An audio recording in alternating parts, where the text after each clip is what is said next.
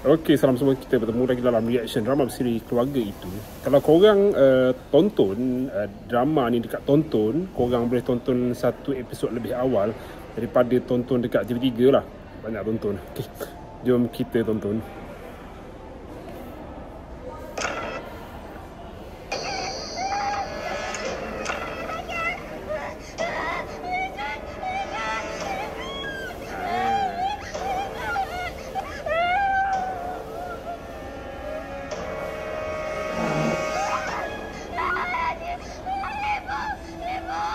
Lambatnya cepaka panjat tangga cepatlah sikit. Anak tu dah jadi mangsa. Okey.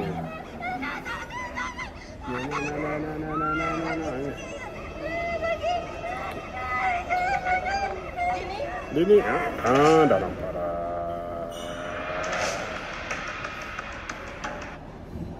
Okey. Sekarang ni barulah cempaka nampak. Tapi tak tahulah dia nampak jelas atau tak. Perbuatan suaminya Iman pada anaknya Dini. Selepas anak dia tiba-tiba macam perangai dia lain macam. Sebagai seorang ibu, dia naluri keibuan dia tak nampak perubahan pada anak dia. Mungkin sebab dia percaya kat Iman, suami dia. Iman bagi tahu macam-macam lah. Dia banyak spin lah, banyak pusing lah pasal apa yang berlaku pada anak dia. Jadi apa lagi yang katalah cepaka tanya Iman, apa lagi Iman nak pusing terhadap perbuatannya. Geram aku lah kalau jumpa si Rosyam Mat ni, siap kau, aku ambil barang terus keluar, tak nak bayar.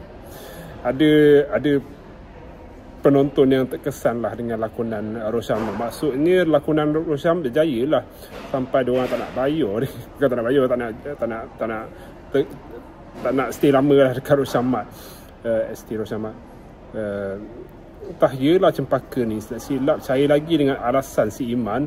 Aku belum boleh percaya dekat cempaka ni lagi. So sebab kita tak biasa dengan kelembapan cempaka sampai kita rasa dia ni senang kena gula-gula dengan si Iman. Dengan kata lain, tak semudah tu kantoi Iman. Episod dah banyak lagi. Saya pun sampai tak tahu berapa episod sebenarnya.